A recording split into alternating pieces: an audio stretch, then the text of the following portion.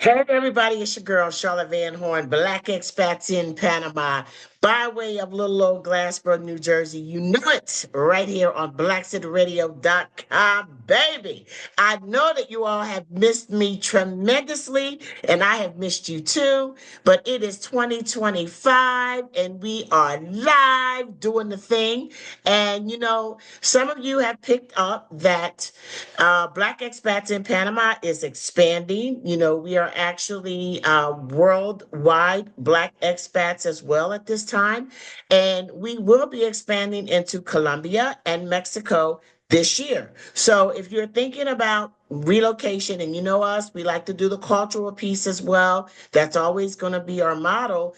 Stay tuned and keep an eye on us because we will be expanding our practice and services.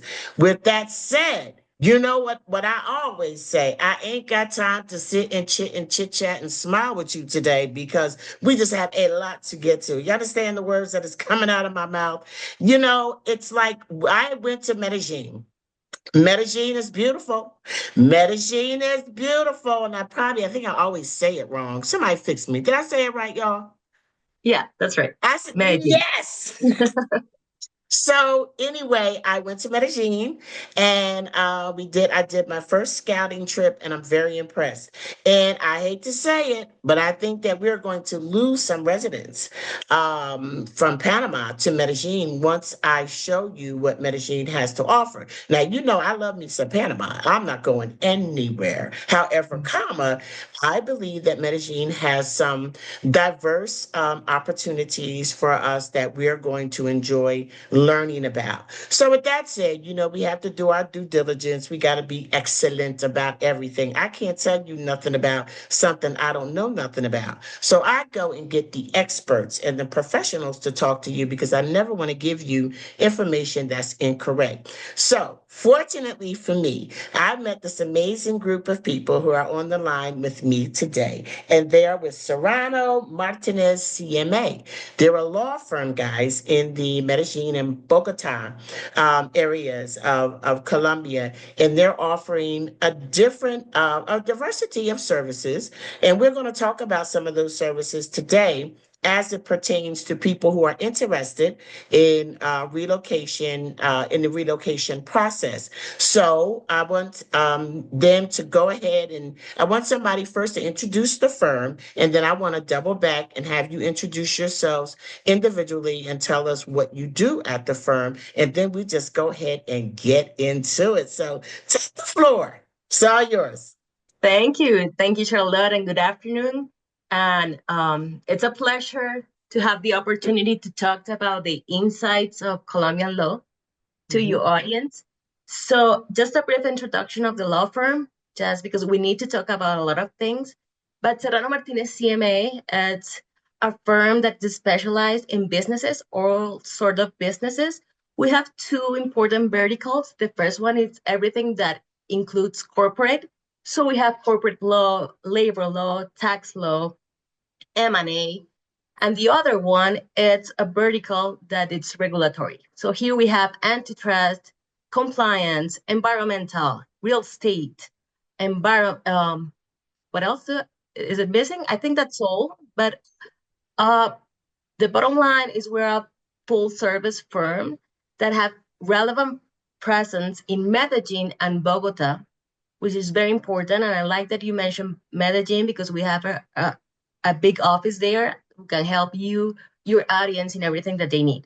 Excellent. Excellent. Thank you very much for that introduction. Now, what I want you guys to do is introduce yourselves individually. And since you're already talking, Anna, go ahead. Go with it. Okay, let's start with me. My name is Ana Maria Valdivieso, and I'm the partner of the firm. And I'm specialized in labor, employment, and immigration law. So everything from social security, labor, hiring employees, um, visa applications, professional applications, that's with me. And I can help you with everything that you need from that side. Ladies first, Michelle. Thank you, Charlotte, and Mhm. thank you for this invitation today. My name is Michelle Bisbal. I am an associate director of the firm. My practice is tax, and I'm especially focused on international tax. My main practice is helping foreign individuals coming to the country to understand our tax landscape and how they can navigate in this transition from other countries to become a Colombian tax resident. Excellent. Very, very important information to have. Juan? Thank you, Charlotte. It is a pleasure to be today with you and to be in your podcast and in radio. Hopefully, we'll have many of your clients here in Colombia. Mhm. So my name is Juan Diego Martinez. I'm the partner in charge of the corporate and M&A practice of the firm. And we're very specialized in advising foreign investors to enter the country. So as we'll talk later today, you'll see that Colombia is a great jurisdiction to invest and a great jurisdiction to live. So thank you for the invitation. Yes, thank you. Thank you all.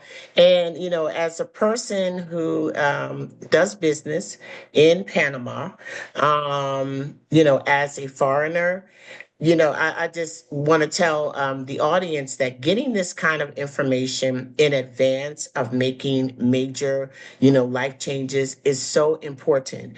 There are just things that are different, country to country, region to region. And I think that where we mess up sometimes is that we take what we know with us and think that things are going to be that way. And then we find ourselves once you're in a conundrum, you're in a conundrum. It'll cost you more to get out of it almost in most cases than it would had you just invested in doing it right and making sure that you had the professionals, at your disposal to help you do this. So, I know that there are some things that you can do in Colombia and even in Panama on your own, but I don't recommend it. I don't. I strongly believe in professionals, and I expect professionals to make my life easier. So the first thing that I want to jump into is the immigration process. Can who wants to just speak about the give us an overview of the immigration process? Okay. Where there are different types of permits that are issued by immigration authorities in Colombia. And the first thing that we need to understand is that Colombia recognizes certain nationalities as exempt from visas.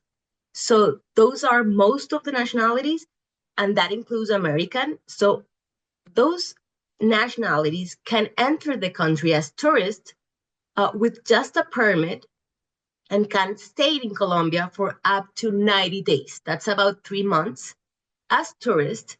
And they can remain here. And if they want to extend that length of stay, they just have to go through a simple process and they can extend it for 180 days in Colombia within a calendar year.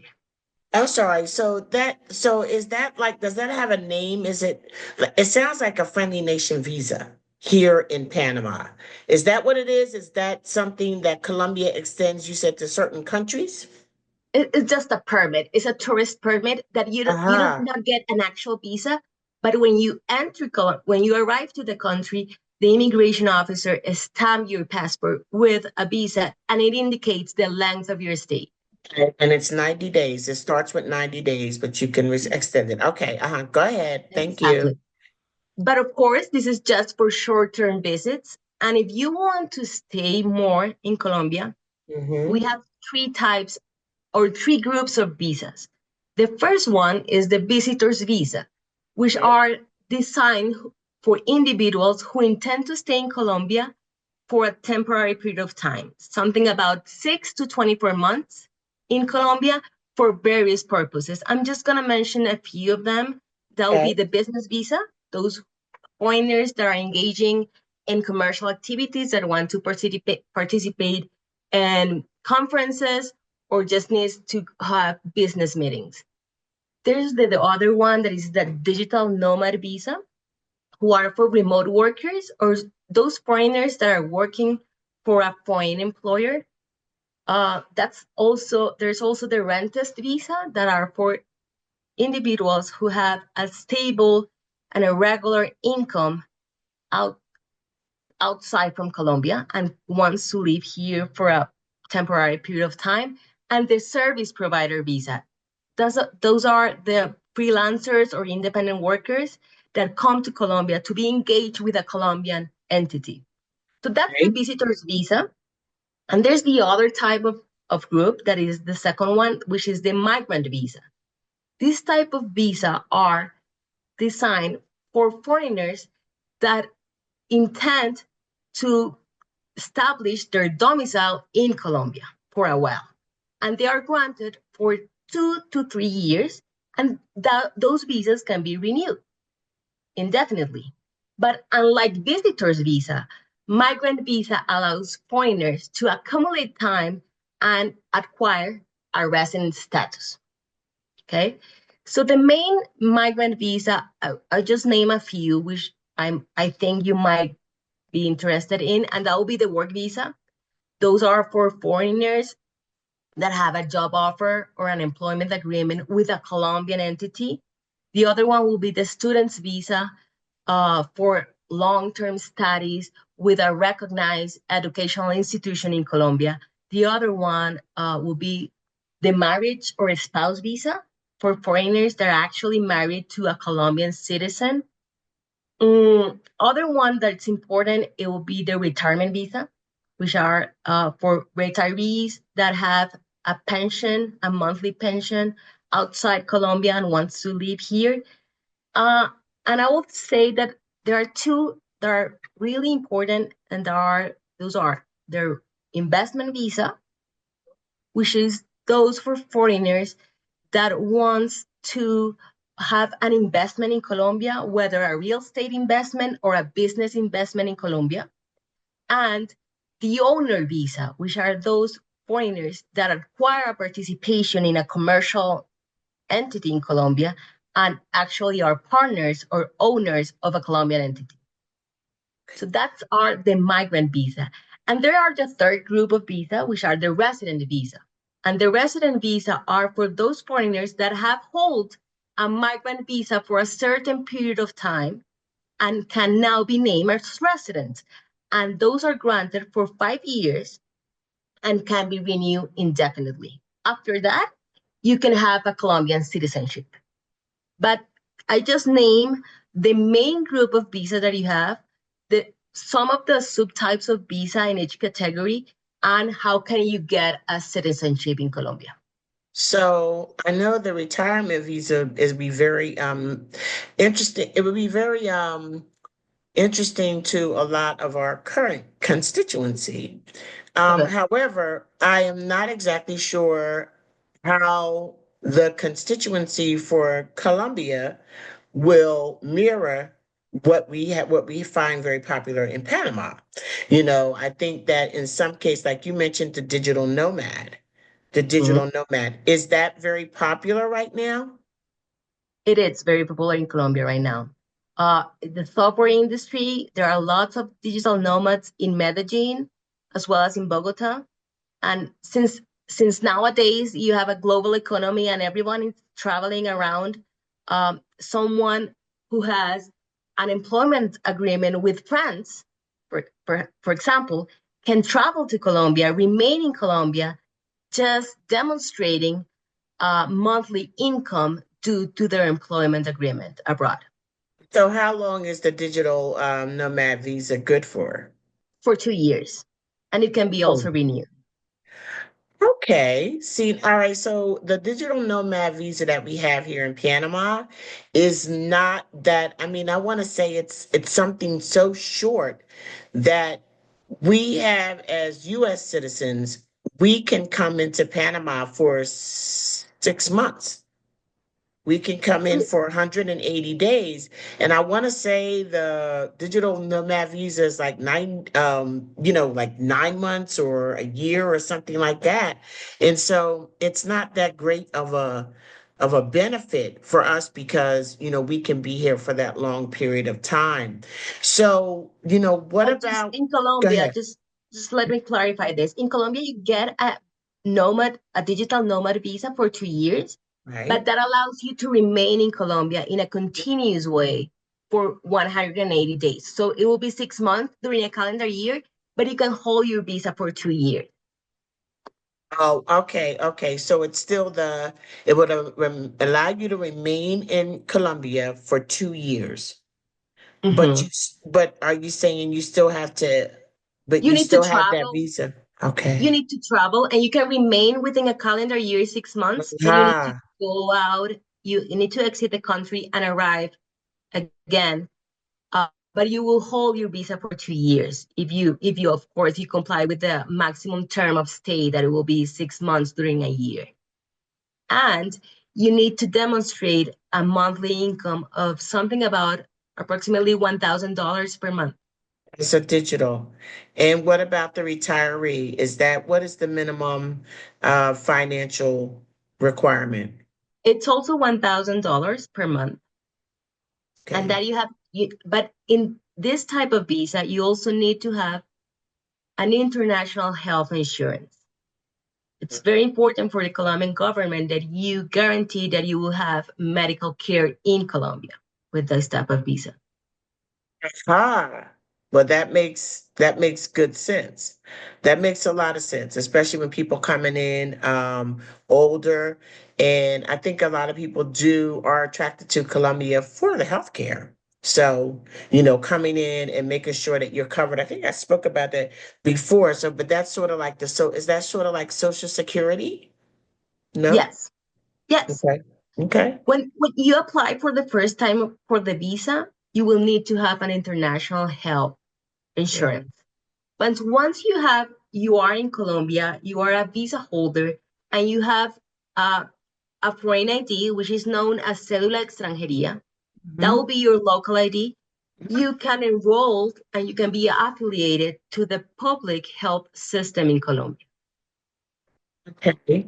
So in general, how long is the process? Say, somebody contacts your office and tell you, I want to get started with this immigration process. What documents do I need? How does that work? How would it work as far as making that introduction and getting them to the finish line? So the main thing is we like to have an interview with the foreigner. We need to understand their familiar background, their personal background, their labor background, just to define what will be the adequate and the proper visa. Because you have a marriage visa, you have an investment visa, you have a digital nomad. There are a lot of subtypes of visa. Maybe I can count 50 of them. So that's very important to understand what will be the proper visa. And probably we can make plan A, plan B, plan C. We can go first with plan A, and we send checklist of documents that we need. Once we have all the documents that we need, as attorneys, we can apply for the visa on the foreigner's behalf. And we can do that online. The visa can be applied whether they are in abroad or in Colombia. If they are in Colombia, we apply for the visa at the Ministry of Foreign Affairs in Bogota. And if they are abroad, we apply for the visa at a Colombian consulate abroad. The process takes approximately 30 days. Uh, when we're talking with the Colombian consulate, they take typically shorter amount of time because, of course, they have less volume of work outside the country. But commonly, we talked about 30 days. During the process, it is common that the officer requests additional information that is not established by law. But it's something that we can, of course, submit. It's information that is easy to get. And it can also happen that the officer required to have an interview with the foreigner. That will be a virtual interview, 15 minutes, 30 minutes interview. Once the visa is approved, the visa can be either approved and admitted or denied. If the visa is unadmitted, you can just right away submit a different application with all the information and all the documents that you need. If the visa is denied, you just need to wait 6 months to apply for a different visa. But assuming that the visa is approved, because they have all the documents ready, because they have the legal advice on it. The visa is approved, and the foreigner has 15 calendar days to apply for the local ID, the cédula extranjería. Those 15 days is counted, whether if they are in Colombia, it's counted as from the day the visa is issued. If they are outside Colombia, this is counted as from the day they arrive to the country. And once they have the foreign ID, they can open bank accounts, have a lease agreement, have a cellular agreement, everything. So are you saying that we could basically apply for Colombian residency, Colombian visa without being in Colombia? Sure. Yes. Wow. I mean, the whole process. So Yes. even when the ID is issued, how would that go? Wouldn't you have to come in, take a picture? Well, they have to come in. The immigration authority issue an electronic visa. Nowadays, you don't have the visa to be stamped in your passport. Since the pandemic, they don't have visa stamped in your passport unless you want them that to be, and you go to the consulate and you make your visa stamped. But if you don't require that, you just need to print the electronic visa and show it to the immigration officers upon your arrival to the country. And then you go and take a photo. Wow, that sounds very streamlined. It is. Okay, so one more question, and then we may, circle back, but I want to get into some other areas as well. Like, what can a person expect to pay? Like, what is an average cost for legal representation to get a visa? It depends on the Well, visa, I'm sure, and the individual. So I'll just say that. it vary depending the type of visa, but we can talk about $1,000 or $2,000 per visa. Okay, excited. I think it's that. So do you guys do apostilles? How does Colombia handle background checks? Do you have to come with a background check? Everything that you submit to the visa application should be legalized with the apostille and Okay. should be translated into Spanish, except for those documents that can be easily understood without translation, which are the bank accounts, financial statements, all the stuff. You don't need the translation or the apostille, but otherwise you will need that. And of course, we can help you with everything. With the apostille, we have uh, offices abroad, which let us do that process as well. I just learned a lot. I'm loving this. I'm loving this because it's a little bit different than the process here. And like I said, you got to go from place to place with an open mind. You know what I mean? You can't go expecting you're going to do everything the same way that you did it before. So thank you so much for that information. So then you have people that want to come and they want to do more of the investment type thing, the business. Can somebody speak on that for those people? Sure, Charlotte. So Colombia is a very friendly jurisdiction for foreign investors. I'll put you just one example. If the foreign investor decides to incorporate a company in Colombia, and if the type of company that is going to be incorporated is a simplified stock corporation, or in Spanish, Sociedad por Acciones Simplificada, you Say, could have Sociedad por Acciones Simplificada, okay. SAS.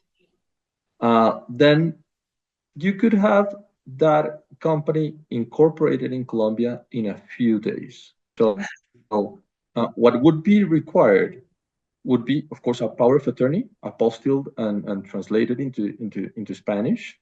And if the shareholder is an entity, a foreign entity, of course, a certificate of incumbency, translated and apostilled. And with that, we could prepare the bylaws and all documents required for the incorporation. So once we receive that, and the foreign investor could send that via mail, just a scanned copy of the apostille documents, then we could virtually incorporate the company with the Chamber of Commerce, and the foreign investor would have the company incorporated in a few days. one of the best countries in the region to have companies incorporated in a quickly manner. So I've done business in many other jurisdictions in the neighborhood, and I would say that Colombia is maybe the most efficient part, together with Panama, to incorporate companies. And on the other hand, the shareholder of that company could be a sole shareholder and can be uh, a foreigner, a sole shareholder that is a foreigner. There are not mandatory local shareholders for that company.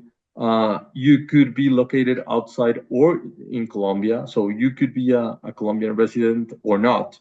So if you link with what Ana Maria was saying, one of your clients could start the immigration proceedings outside Colombia, Mhm. and he could or she could also start the incorporation process while they're outside Colombia. So this type of company in Colombia is very, very flexible. Again, you could have a sole shareholder, but you could have more shareholders if you want, of course. You don't need to have a board of directors. You could only have a legal representative that could be a foreigner, and of course the shareholders meeting. So it's a really, really flexible regime and very friendly regime in order to incorporate companies. And then, of course, if they're going to buy some assets, or to, I don't know, buy a company, buy real estate, the Colombian jurisdiction is also very, very friendly. There are just a few limitations for certain industries. So, for example, defense, airlines, etc. But most of the industries are open to foreign investment. So are you saying that, I mean, is there like a professional protection in Colombia? Like where, like here in Panama, you cannot come to Panama and do the job of an attorney or a doctor or certain, it's a huge list of things that you cannot do. So I think it's really important for people to understand what kinds of things they're eligible for as far as Right. business. Yeah, that's a great question, and you're right. So, in order to practice law or to be a doctor in Colombia or an accountant, you need to have a license in Colombia. Okay. So, it is not possible for a foreign attorney to practice law in Colombia unless they somehow get a license here.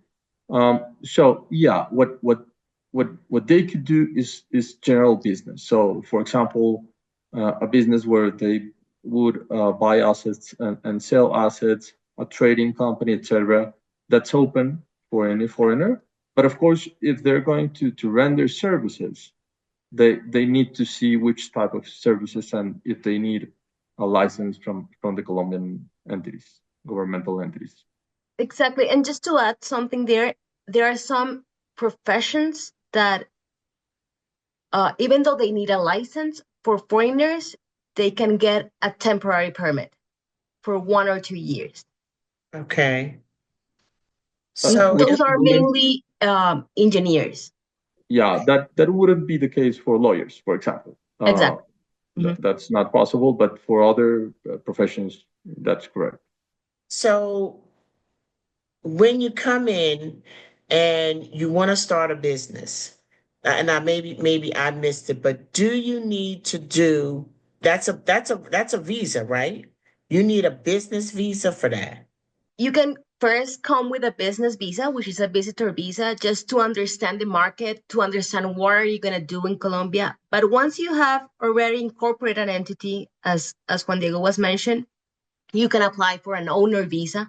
Or if you are investing in a business or a real estate, you will need an investment visa. But you Okay. can do everything simultaneously. Okay, so while you are purchasing a real estate asset, you can then, once you have it, request investment visa. Okay. So if you come into Colombia and want to incorporate, Do you see a lot of people coming in that have a business in, say, the United States that want to then incorporate that same business in Colombia? Very much, very much, Charlotte. So we've seen a very important trend regarding technology. So there are many, many individuals from the US, Canada, Europe, that what they're doing is that they incorporate a company in Colombia. They hire very good talent here in Colombia that is not easy to get in the US or in Canada, or that is very, very expensive. And then this company renders services to another parent company or affiliated company in the US, so that they can render, for example, tech services or software as a service outside Colombia.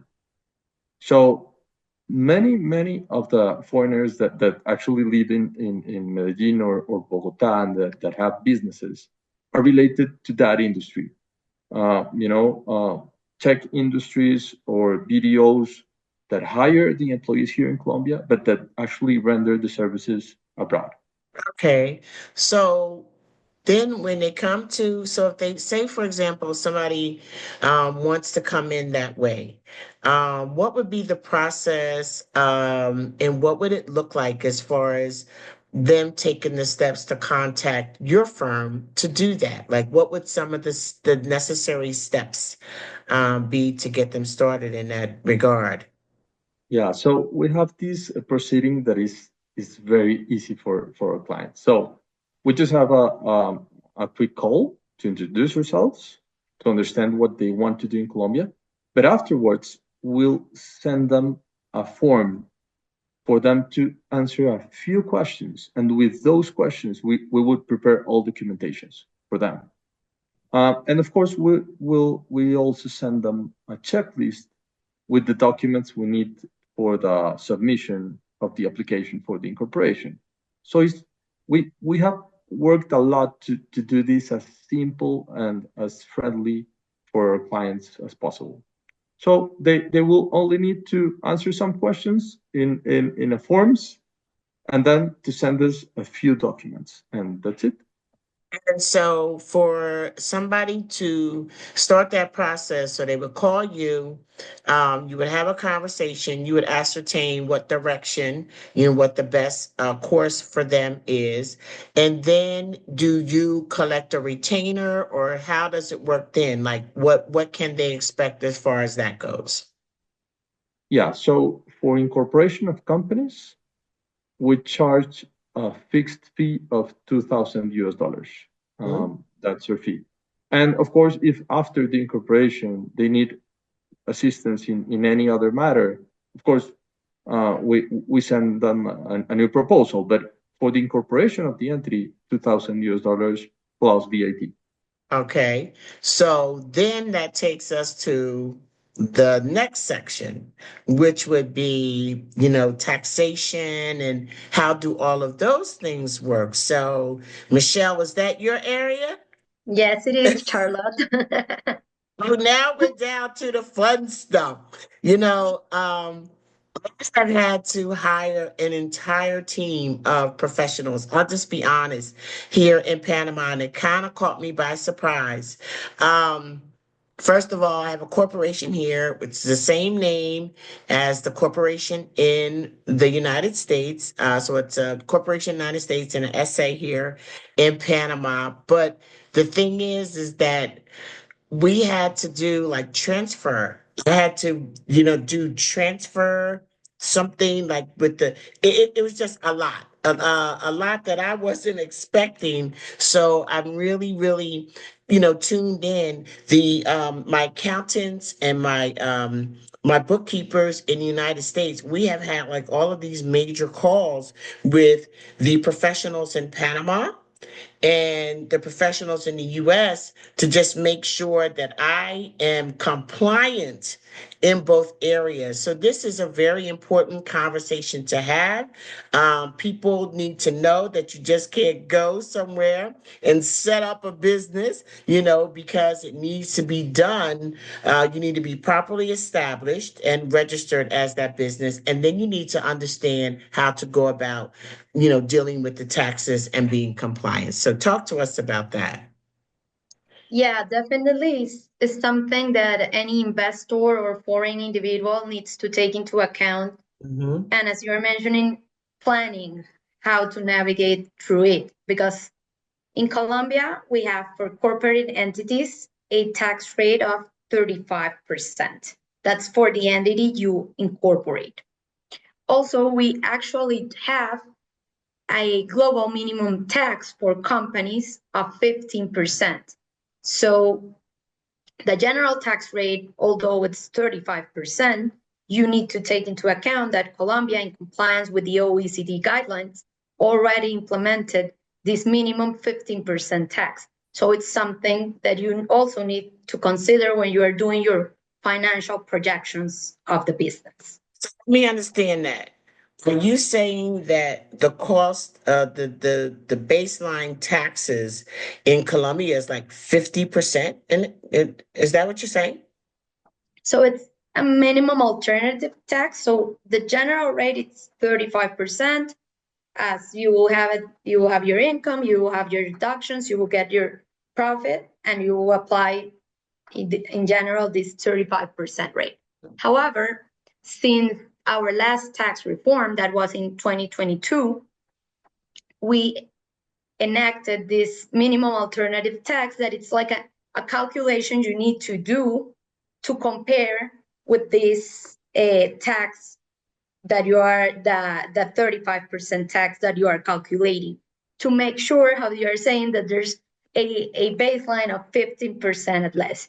There is a formula that you will need to apply because it's determined in law how to calculate this minimum tax. And when you do the comparison, you will need to pay at least this minimum tax.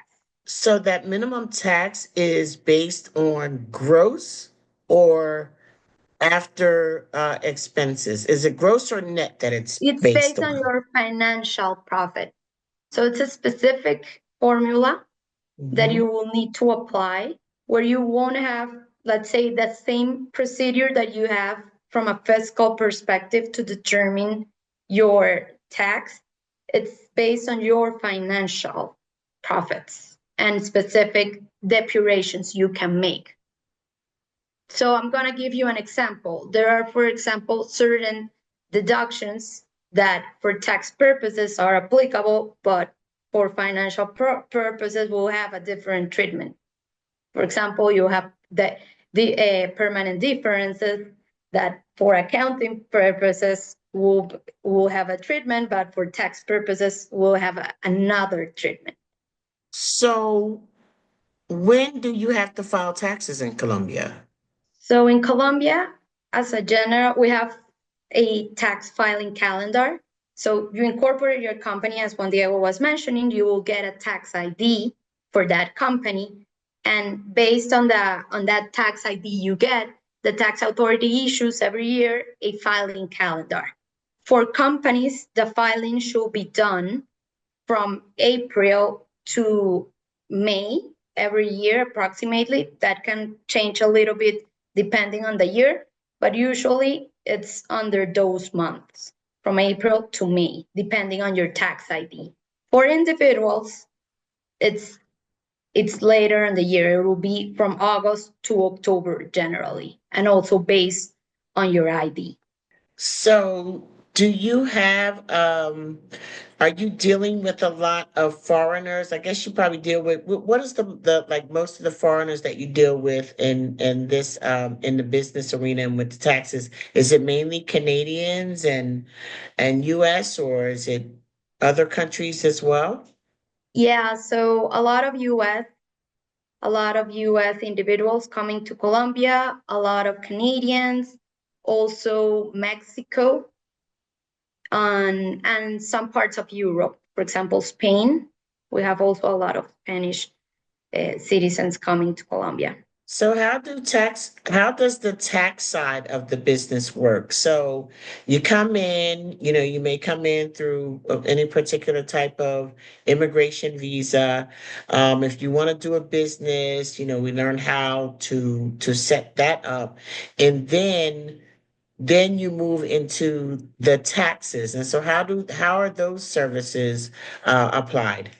So we usually support clients with all their transition to becoming a Colombian tax resident, because what will happen? On one side, we have all the, let's say, corporate tax matters that will be regarding the company you incorporate in Colombia, that with independence, if the shareholder is a Colombian tax resident or not, the company, if it's incorporated in Colombia, will be subject to tax in Colombia, right? However, when you have the individual and the individual wants also to move to Colombia and eventually will become a Colombian tax resident, we also support them on all this process, because when you are an individual, you will become a Colombian tax resident based on a physical presence test.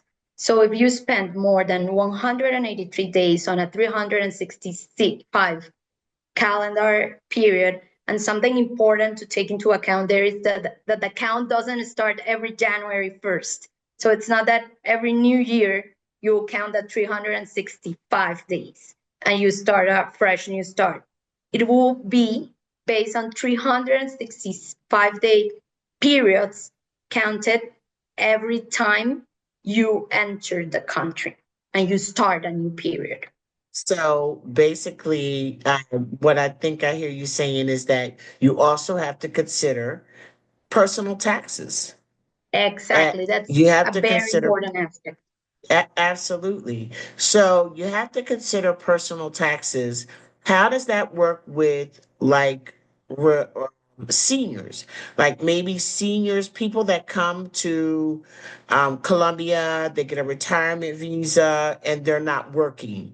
Does that taxation look for them? So, as a general rule, when you become a Colombian tax resident, let's say you have a foreign individual that spends 183 days on that 365-day period, right? And they acquire the Colombian tax residence, they will be subject to tax on both Colombian source income and foreign source income. So that's the first thing that they need to keep in mind. That's the difference between a non-resident and a Colombian tax resident, because the non-resident will only be taxed on Colombian source income. The resident will be taxed on their worldwide income. Now, you will need to understand what type of income they are receiving. But for example, if they come to Colombia, they start making some investments and will get a rental income. Or for example, they have some properties abroad and they are still receiving rental income, right, from those properties abroad. If they're Colombian tax residents, they will be taxed on their worldwide income. So there will not be a difference there. Okay, so even though they may not be making income, they may not be drawing income from inside the country, because you are a resident and you said a taxed resident, you will have to pay taxes to Colombia for your worldwide income because you're there. Wow. And Exactly. so would that be based on the 35% the minimum tax too? No, so for individuals, we have different rules. We have a Uh-huh. progressive gradual tax rate that goes from zero, let's say that it's the lowest threshold, to the highest, that it's 39%. So Okay. there are gradual rates. You have a 19% rate, for example, a 33% rate, going also to the highest, that will be 39%. So they will need to file taxes and they will need someone to file those taxes for them. So you will need an accountant typically to prepare your tax return. And then through the tax electronic system, like you will get a username and a password on the tax authorities portal, and you will submit your tax return electronically, and you can pay it electronically once a year. It's annual. With one difference, for example, to the US, like there are no extensions. The day you have to file the tax return, you will need to file it or you will have a penalty. I think I die without not having extensions. Okay, so when a person comes in and they start that business, like for example, if you come to Panama and you earn money, I want to say that the first $120,000 is exempt from US taxes, something like that. Is there any type of relationship with Colombia and the US or other countries like that? We don't have a we have a very robust, let's say, network of tax treaties, for example, with other countries like Canada, Mexico, but Chile, Spain, but we don't have a tax treaty with the US or Panama. So that's something to keep in mind. Yes. However, how you're mentioning, for our income tax for individuals, as the rate is gradual, maybe you can get into, like, depending on the amount of income you get, maybe you can get on the lower thresholds, and there's even a rate that it's 0%. No, and also, for example, like for pensions, there are certain exemptions that will apply.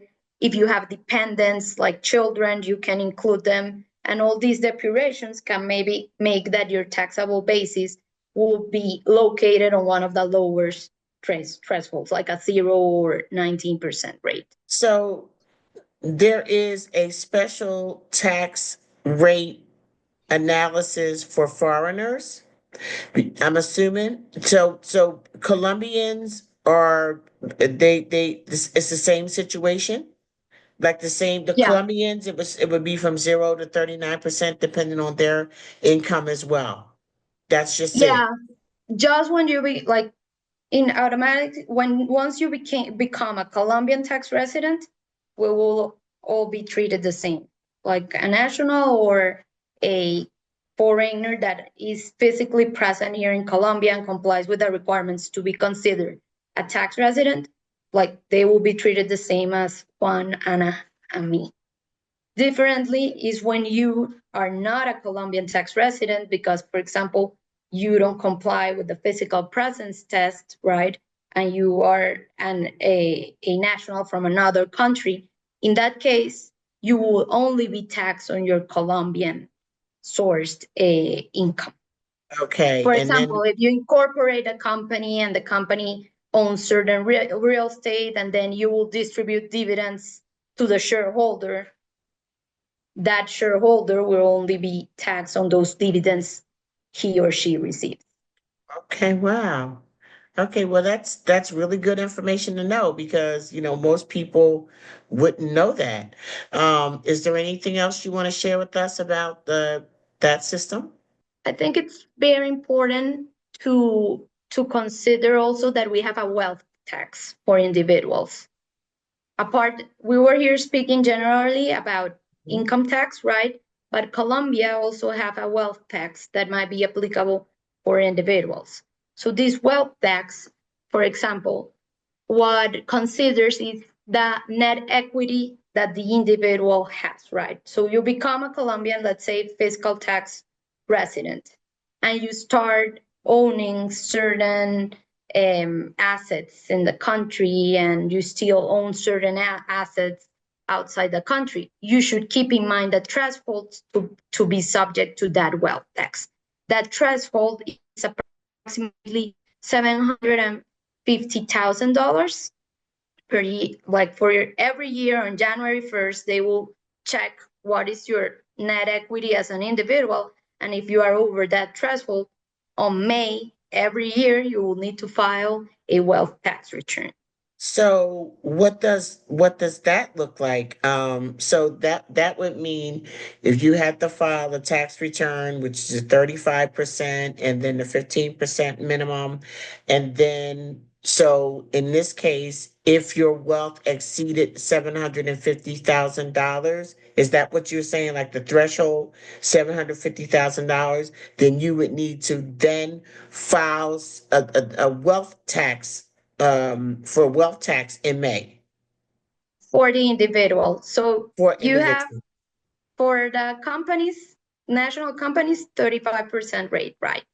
Mhm. For a foreign individual that becomes a Colombian tax resident, he or she will be subject to income tax at the gradual 0 to 39% rate.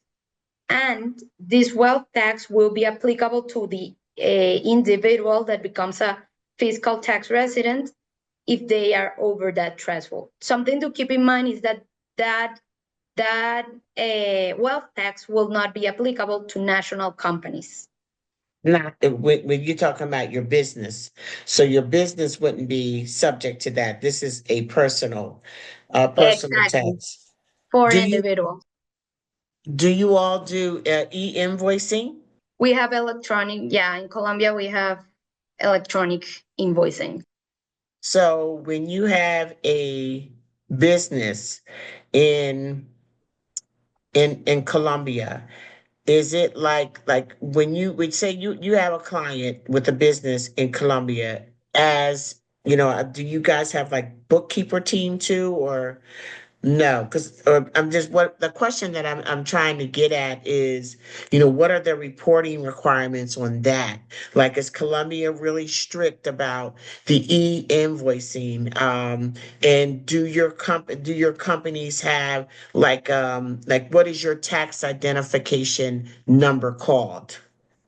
So the first thing you would need to get set up is getting your tax ID, right? You incorporate a company or you move to Colombia, you are gonna become a tax resident, you need a tax ID that it's different, let's say, to, for example, for foreigners, like what Maria was saying, you will get your foreigner ID, but then you will need to register before the tax authority and get assigned that tax ID.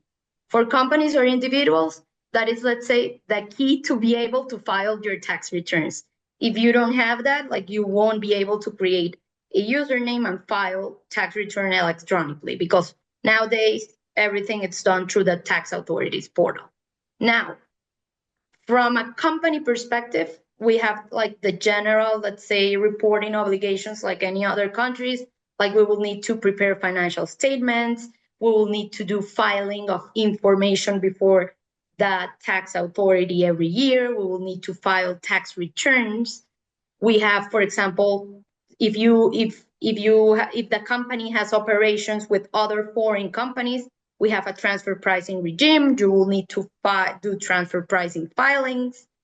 We also have an ultimate beneficial owner regime. You will need to disclose who is the controlling individual behind your company. Like all these typical reporting requirements that we have in other countries, we have them here in Colombia, and we can say they are very strict. Like you need to comply with them because if not, you will get penalties.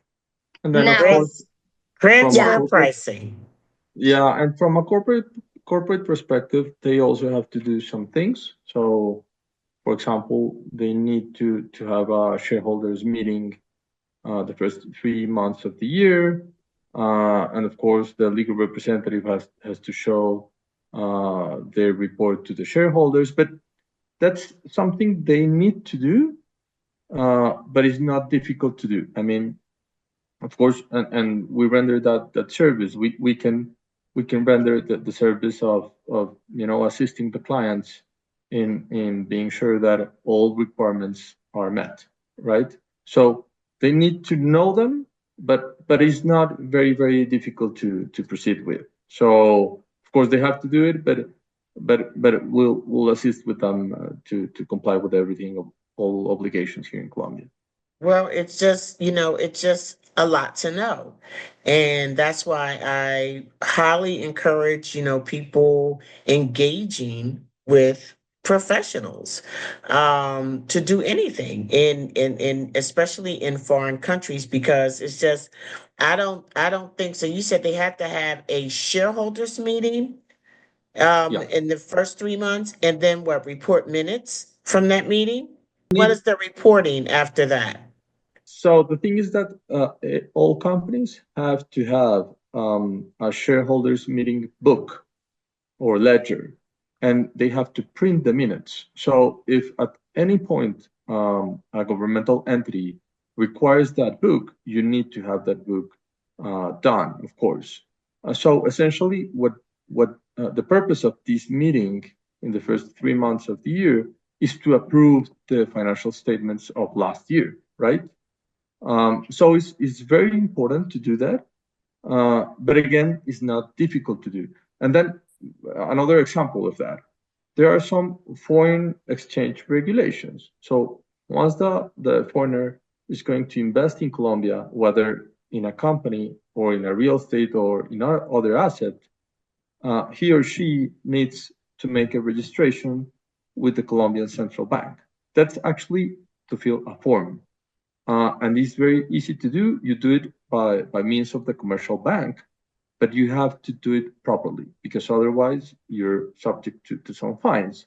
So the message here is it is easy to do, very clear to do. You'll have us to do it properly, but do it. You know, it's easy, but if you don't do it, then you'll be subject to some sanctions that you wouldn't like to have. So it's easy, but you have to comply with certain requirements. And you have to know to comply. So you mentioned the banking. So say you're US, um, you're US, your company is from the US. How does that work when you come in because you have all this exchange?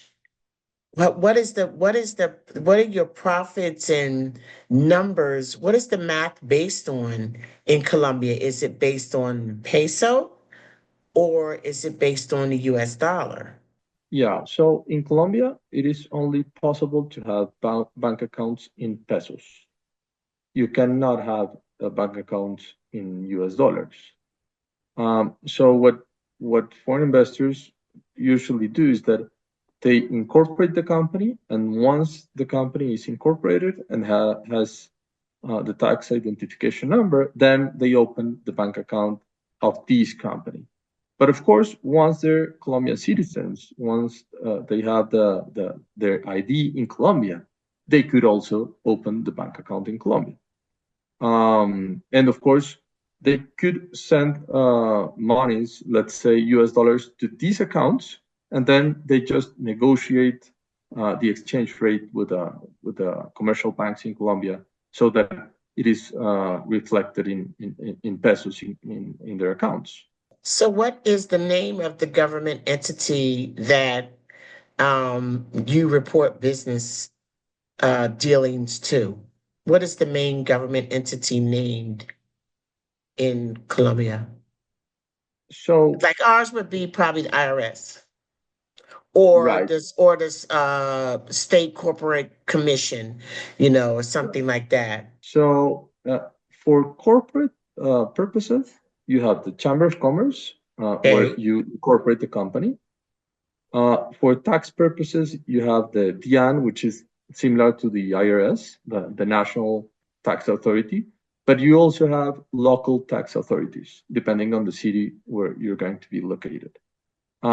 From a foreign exchange regulation perspective, it would be the superintendence of corporations or even the central bank. So it depends on the proceeding.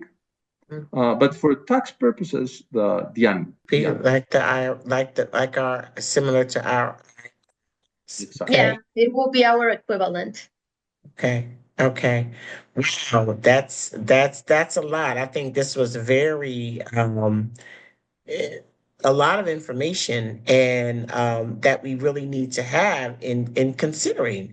And so when we bring our tours, I hope you guys can come to our welcome dinners and share some of this with the people who are there for the tours because it's very important, especially because the tax situation needs to be understood whether or not you're a business or an individual once you become a resident of Colombia.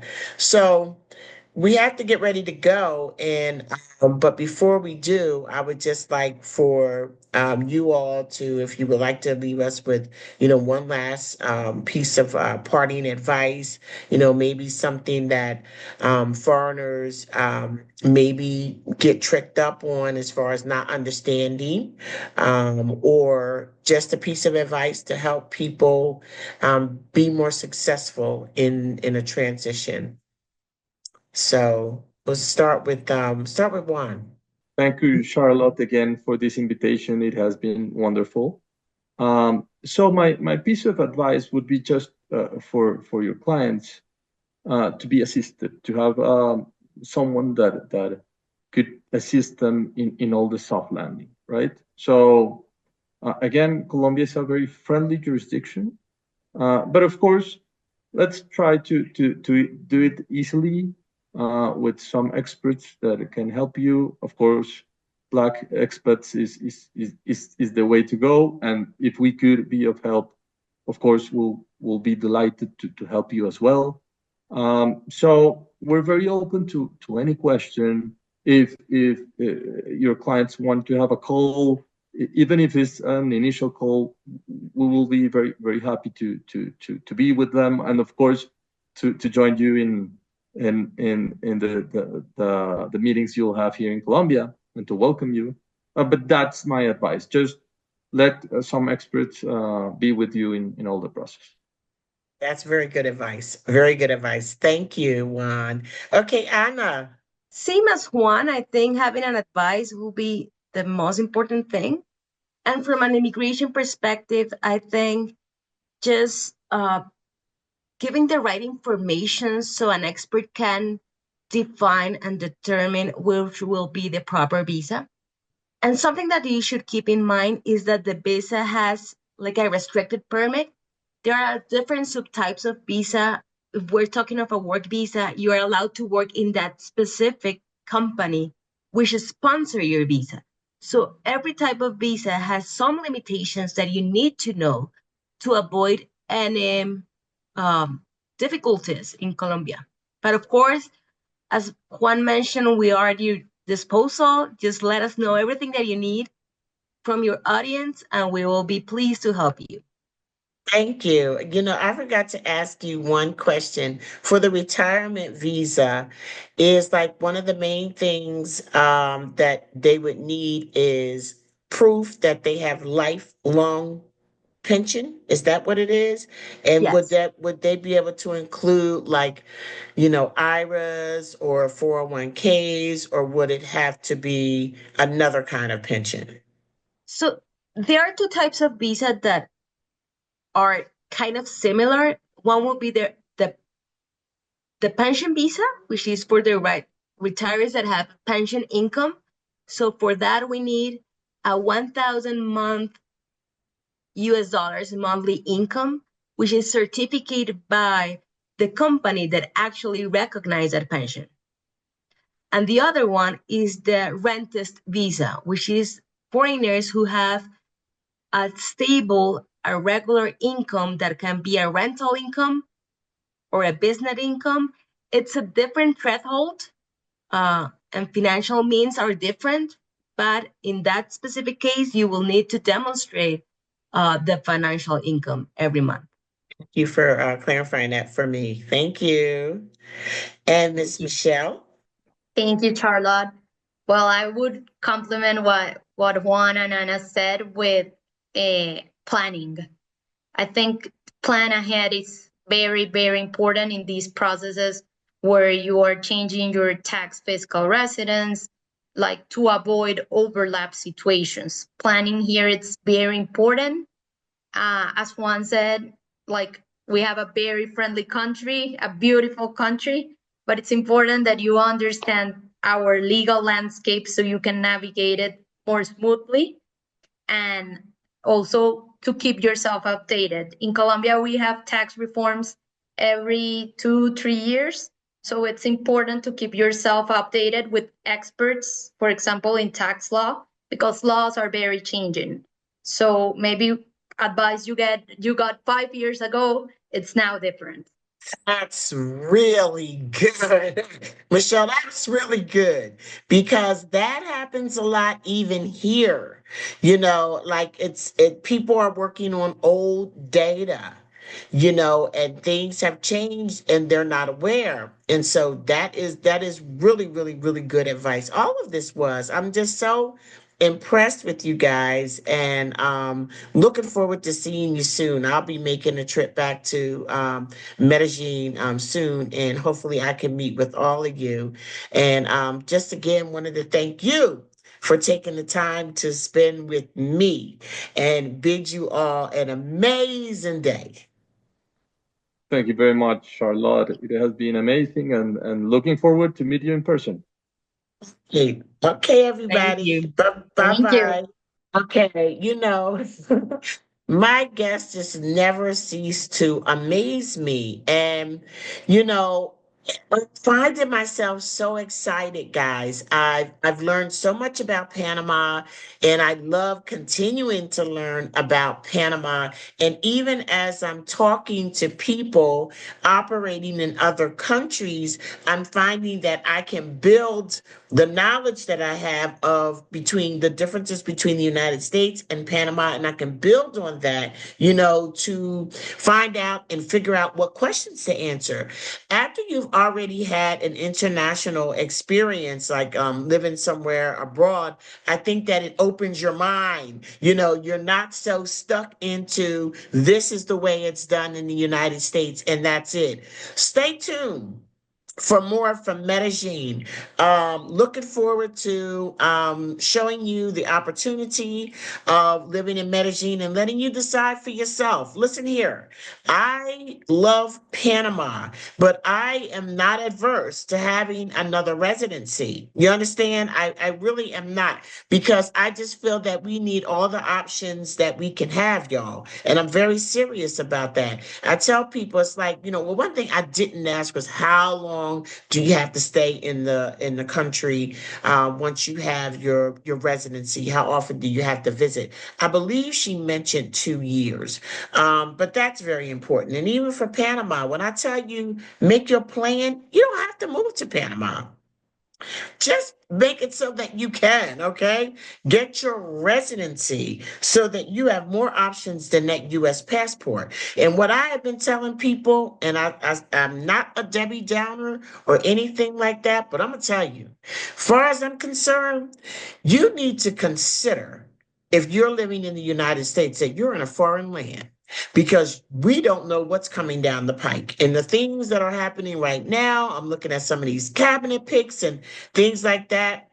It's just foreign. It's just I mean, we just don't know what's going to happen. And quite frankly, I'm not trying to, find out it while I'm there. So I said what I said, do what you need to do, but understand that we are not playing the same game that we were. It's not. I'm just going to tell you that right now. It's not. It's not the same game.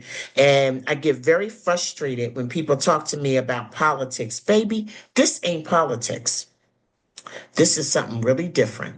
Okay, this is life or death. This is the safety and the security of my family, of my son-in-laws and the males in my family and us in general. Equal opportunity. Come on now. This is not politics. Don't talk to me about it being politics. Okay. I'm not gonna go too deep on that. Okay. So what I'm gonna say is there's more to life than the United States of America. Know it. Okay. Know that. With that said, we are going to Brazil, and I will be getting that link out shortly. We have just been so busy, but we are going to Brazil in April of 2026. 6th. And I'm going to tell you to your face, it's 10 days. We will be in Salvador, so we will have some in-country flights. It's going to be amazing. It's just going to be amazing. We'll spend some time in Rio. It's going to be a total Afro-Brazilian immersion, and it will be $5,800. So just so you know, okay, that's why I want to get it out there early so we can start paying on it. It is an exquisite trip that we have planned for you. Okay. So look for that to come. I don't know how many people I'm taking. Okay. So you definitely want to lock into that as soon as possible. Okay. I said it. Okay. Because I'm not going to make another trip to Brazil because y'all didn't lock in. You understand? That's what I did with Ghana. So, and it worked out fine, but now I'm going to Ghana in October and November of 2025. And that's all right. Whatever I miss in October, I can catch in November. It's okay. I love you. I love you. I love you. That's it. That's why I'm doing that. Um, we really hope to have our first cultural relocation experience in Medellin by July. That is the plan. So let's see how much your girl can get together because you know I ain't taking y'all until it's right. Okay? I'm just saying, I'm not rushing into anything because we're about excellence first. Okay. The other thing, we still have a couple seats left for our Ghana 2 tour, the one that's in November. The October is totally sold out, no waiting list or anything like that. But I do believe that we still have maybe 3 to 4 seats left for the Ghana 2 in November. If you book that tour, you have to catch up on the payment. So it's not a $500 deposit. It's whatever the guests have paid up to that point because nobody can be behind on their payments. And I'll tell you right now, these exotic trips that I'm doing, there are no refunds. No refunds. You know, I'm working with third parties and I'm spending money. And I don't have the same flexibility that I have with the Black Expats in Panama Cultural Relocation Tour. So if you need to get insurance for those tours, the Brazil and the Ghana tours, you need to have insurance. You know, and I've been very disappointed by some members of our community who have known this, you know, and then want to act like they don't know it. And I'm gonna tell you something. When you mess with my business, I don't forgive that. I don't. I don't. I won't forgive it. We're done. Period. You know, you don't mess with me, you don't mess with my business, and you don't mess with my family. I'm just saying that because I've been good to some folk who have actually really turned ugly, you know, when it, okay, digress. Okay, that's all right. That's all right. I'm gonna keep it positive and just focus on the good. Miami, I'm gonna be in Miami. By the time you get this, I'll probably be done in Miami. I will be done in Miami, but I'm so excited. It is my second meetup in the United States, and it is fully booked. And so I'm happy about that. We had to change venues. So I'm so happy that you guys want to meet and learn more about Panama, and it's going to be a great time. So you can look for some footage on that. Remember, Black Expats in Panama has staple events to make it easy for you to connect with other Black expats in Panama and also our, Panamanians and other foreigners who are here. Second Wednesday, Black Expats in Panama, the BEIP B2B Network meetup held every second Wednesday at the Global Hotel 54 East restaurant, okay, over in the Obarrio section. It starts at 6:30 every second Wednesday, and it's great. If you want to do business within Panama, you know, city or with other Black expats here, you definitely need to be engaged with the BEIP B2B, so don't miss it. Third Wednesday is Welcome Wednesday. That's when you come out. We use Daiquiri 23 as a meeting spot, get some amazing Jamaican cuisine, you know, and other foods as well. You get to meet other people who are new to Panama City, people that have been here forever, you know, locals. It's just an amazing time. And that starts at 6 o'clock, but it's just an opportunity and a safe setting for us to meet each other and find out who your tribe is and make new friends. It's just amazing. And then we also still have Cafe and Conversation, which is the fourth Sunday. It's a brunch at the Ivenia, the Grand Ivenia Hotel, in that lovely little restaurant there. And it's just an informal way for us to start getting comfortable speaking Spanish out loud. Okay. And it helps. It really helps. It's a small thing, but it really does help. Don't forget, we have our our Black Expats in Panama cultural relocation tours. We're sold out through April. We were sold out up to May. We opened another tour on April 15th through the 19th. So you still have some spaces there. And from May on out, you can book. Go ahead and book now because prices are still at 2024 prices, but they can change at any time. Go ahead and book because the tours are selling out. So don't miss out, okay? Because I can't add any more in a year. It's just too many other things going on. And of course, we have our famous Cultural Caribbean Day, baby. What? Oh my goodness, that Cologne trip gets better and better and better and better. Y'all, I have done that thing, I know 40 times, and I still am not tired of it. So if you haven't come with us on our Cultural Caribbean Day, it's usually on the 3rd of the month or couple of months during the year, it will be on either the 17th and one day it's going to be in February, it's going to be the 19th. The next one is February 19th. The February 3rd is sold out. You got to come. It's just like nobody is showing it to you like this. And it's exciting and it's life changing. And what I'm so excited about is the last tour that we had, baby. We have like 6 people that want to know more about living in Cologne. Come through. You understand? I love it. That means that we are showing the true Cologne, but apparently we are showing it right because people recognize the issues that are there, but still can see the beauty and magic and just amazing people of Cologne. And I love that, y'all. I love that. Thank you to the Black expats in Panama who contributed to Miss Vicky. The Congo dancers contributed to this big like festival for the kids in Cologne. And I just got to give it up to the Black expats in Panama. Y'all really came through. Check out the video on YouTube where it shows all the kids.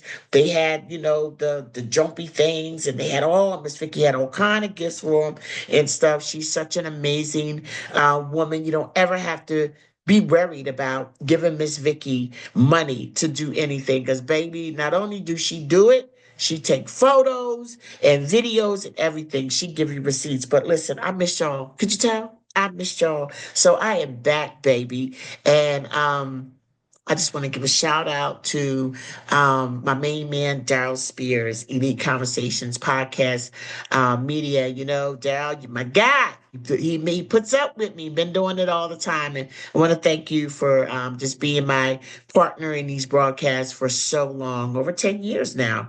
And Daryl and I have been working together. Want to give a shout out and send lots of 2025 love to Devin and Riley and all the others who came up with blacksitradio.com, giving us an opportunity to put our voices in the world forever. My grandchildren, they may get tired of hearing from me right now, but one of these days they're going to be able to see all of this, see what they Nana was up to out here in these Panama streets, okay? So listen, I'm going to leave y'all. Follow us everywhere, Black Expats in Panama, okay? I'm going to leave y'all with some Bobby Womack today. That's the way I feel about you. Woo! I want to hear me some of that. So listen, I'm out of here. You know the deal. I love you. I love you. I love you. And there's just nothing you can do about it. There is just nothing you can do about it. This is your girl, Charlotte Van Horn, Black Expats in Panama, by way of little old Glassboro, New Jersey. You know it right here on BlackSetRadio.com. And I will see y'all next time. E.